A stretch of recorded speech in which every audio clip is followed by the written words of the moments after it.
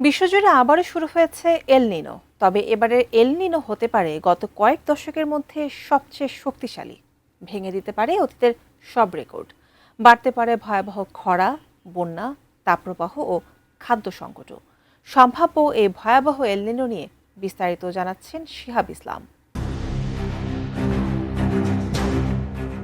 বিশ্বের আবহাওয়া ব্যবস্থায় বড় ধরনের পরিবর্তন আনতে সক্ষম জলবায়ুগত ঘটনা এল নিনো আবারও সক্রিয় হয়েছে।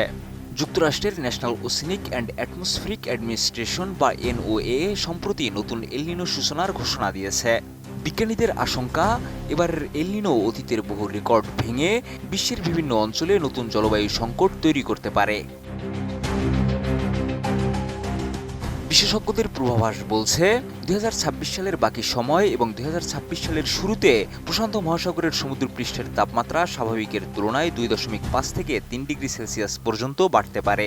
এমনটি হলে এটি গত প্রায় 75 বছরের মধ্যে সবচেয়ে শক্তিশালী এল নিনোতে পরিণত হতে পারে। এর ফলে কোথাও কোথাও ভয়াবহ খরা, কোথাও অতিবৃষ্টি ও আকস্মিক বন্যার ঝুঁকি তৈরি হবে। উন্নত মানের কাঁচামাল, আরআইএল অ্যাঙ্গেল এন্ড চ্যানেল। এখন কাঠের দিন শেষ, আরআইএল এর বাংলাদেশ। এল নিনো মূলত নিরীক্ষীয় প্রশান্ত মহাসাগরে সমুদ্র ও বায়ুমণ্ডলের স্বাভাবিক প্রবাহে পরিবর্তনের ফলে সৃষ্টি হয়। এতে সমুদ্রের পানি অস্বাভাবিকভাবে উষ্ণ হয়ে ওঠে এবং বিশ্বের বিভিন্ন অঞ্চলের আবহাওয়ার ধরন বদলে যায়। শত শত বছর আগে পেরুর জেলেরা বড়দিনের সময় এ ধরনের পরিবর্তন লক্ষ্য করে এর নাম দিয়েছিলেন এল নিনো, যার অর্থ শিশু যিশু। এখন পর্যন্ত সবচেয়ে শক্তিশালী এল নিনোর মধ্যে রয়েছে 1982-83 এবং 1997-98 সালের ঘটনা। অতীতের অভিজ্ঞতা বলছে শক্তিশালী এল নিনোর পর বৈশ্বিক তাপমাত্রা নতুন রেকর্ড গড়ে।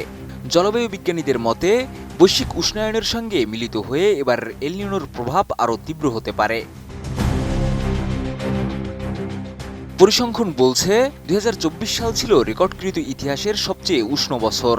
সে সময় বৈশ্বিক গড় তাপমাত্রা শিল্প বিপ্লব পূর্ব সময়ের তুলনায় প্রায় 1.6 ডিগ্রি সেলসিয়াস বেশি ছিল।